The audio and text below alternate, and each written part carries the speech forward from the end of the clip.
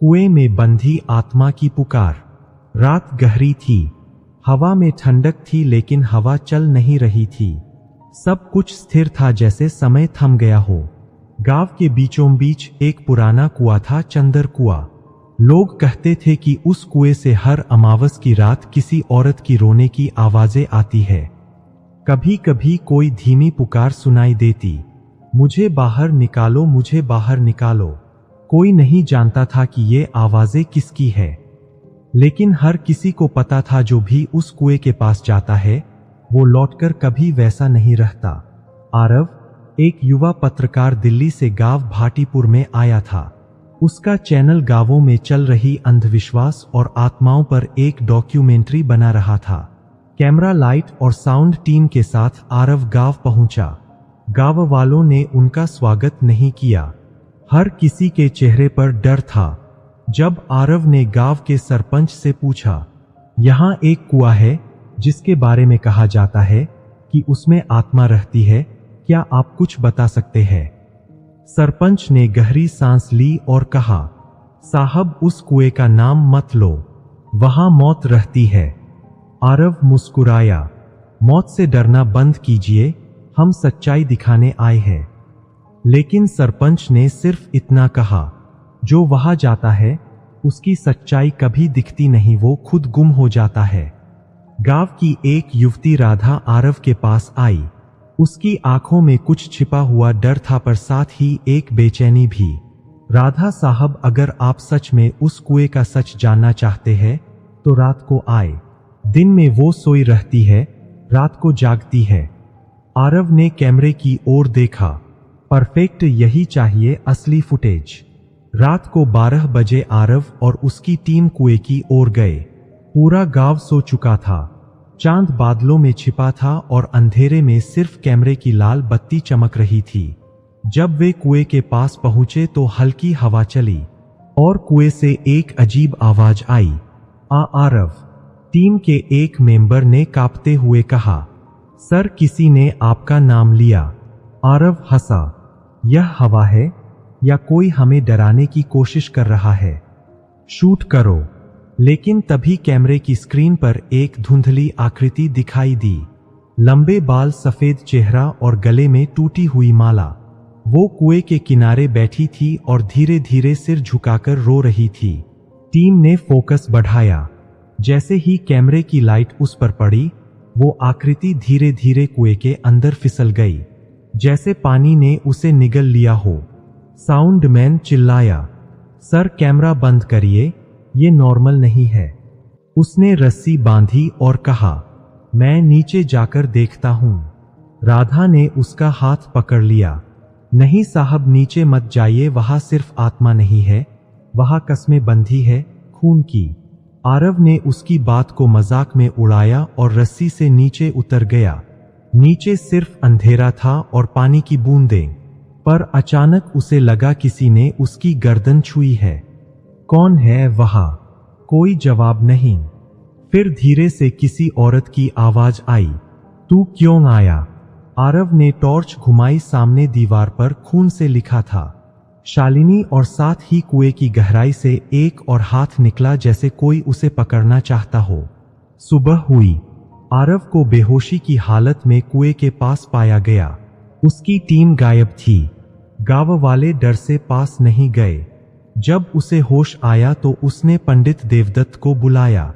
पंडित ने गंभीर आवाज में कहा, उस कुएं में शालिनी नाम की एक औरत की आत्मा बंधी है। 40 साल पहले उसे जिंदा उसी कुएं में फेंक दिया गया था, क्योंकि उसने गांव के जमींदार का विरोध किया था। उसकी आखिरी चीखें आज भी वहीं गूंजती है।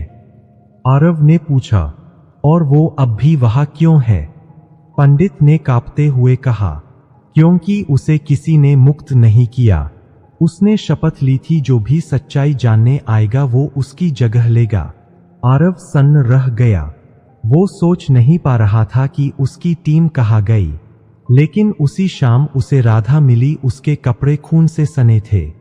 राधा साहब, मैंने आपकी टीम को कुएं में गिरते देखा और किसी ने उन्हें नीचे खींच लिया।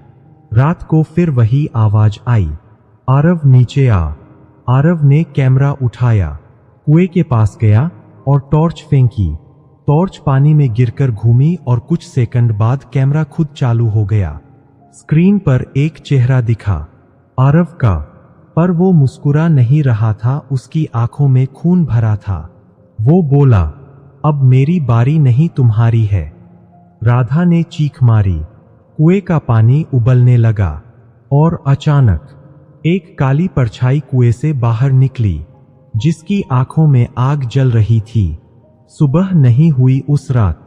पूरा भाटीपुर गांव धुएं और राख में लिपटा हुआ था। कहीं से कुत्तों के भौंकने की आवाजें आ रही थीं और हवा में गीले मिट्टी के साथ कुछ सड़ा हुआ महक रहा था। राधा ने मंदिर के पास की घंटी बजाई, पर आवाज नहीं निकली। मंदिर की दीवारों पर अजीब से निशान उभर आए थे। उल्टे के चारों ओर राख की रेखाएं बनी थीं, जैसे किसी ने आत्मा को बांधने के लिए तंत्र लिखा हो। जैसे किसी ने आत्मा को बांधने के लिए तंत्र लिखा हो। उसे लगा कोई अब भी गांव में है। वो कुएं की ओर भागी। वहां आरव बैठा था, पर उसका चेहरा अब इंसान का नहीं था। उसकी आंखें काली थीं और उसके मुंह से भाप जैसी धुंध निकल रही थी। राधा, वो मुझे छोड़कर नहीं गई, वो अब मेरे अंदर है। राधा कांप गई। आरव, खुद को संभालो, तुम उसके वश में हो।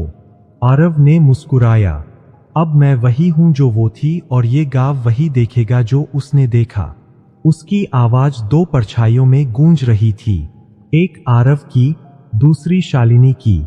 राधा ने मंदिर की घंटी जोर से बजाई। घंटी की गूंज के साथ जमीन कांपने लगी।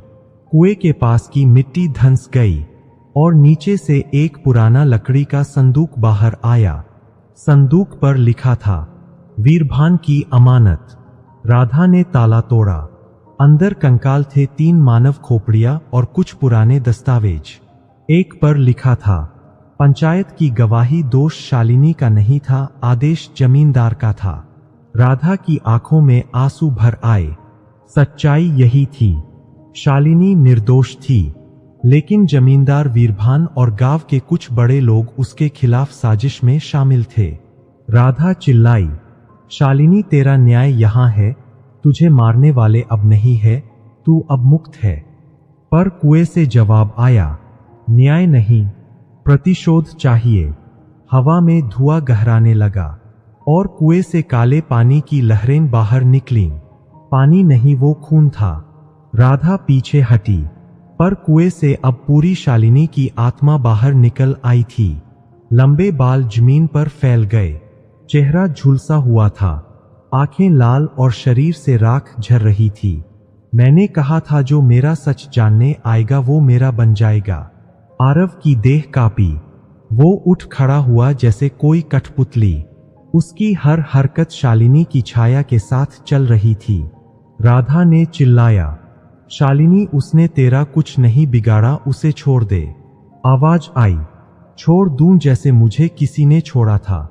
फिर हवा में एक चीख गूंजी और मंदिर की दीवारों पर अग्निलिपि में शब्द उभरे, सत्य को जलाओ, तभी शांति मिलेगी। राधा ने समझा, मुक्ति पाने के लिए उसे इस सच को आग में जलाना होगा, न कि छिपाना।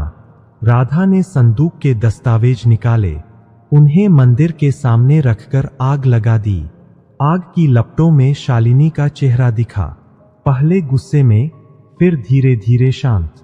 लेकिन आरव जमीन पर गिर पड़ा। वो चिल्ला रहा था, वो जा रही है, वो मुझे छोड़कर जा रही है। राधा ने उसके पास जाकर कहा, वो अब तुम भी उसके साथ नहीं हो, तुम आजाद हो। आरव की सांसें धीमी हो गईं। उसकी आंखों से आंसू बहे और होठों पर सिर्फ एक शब्द निकला, शालिनी। फिर सब कुछ शांत हो गया। कुएं का पानी ठंडा पड़ गया, हवा थम गई और पहली बार उस जगह पर सूरज की किरणें पड़ी। 3 दिन बाद भाटीपुर गांव को सरकार ने अभिशप्त क्षेत्र घोषित कर दिया। कुएं के चारों ओर लोहे की जालियां लगाई गईं।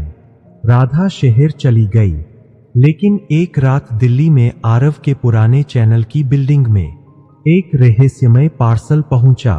उस पर लिखा था, भाटीपुर फुटेज। जब एडिटर ने उसे चलाया, वीडियो शुरू हुआ। आरव का चेहरा मुस्कुराता हुआ। हेलो, मैं आरव हूं।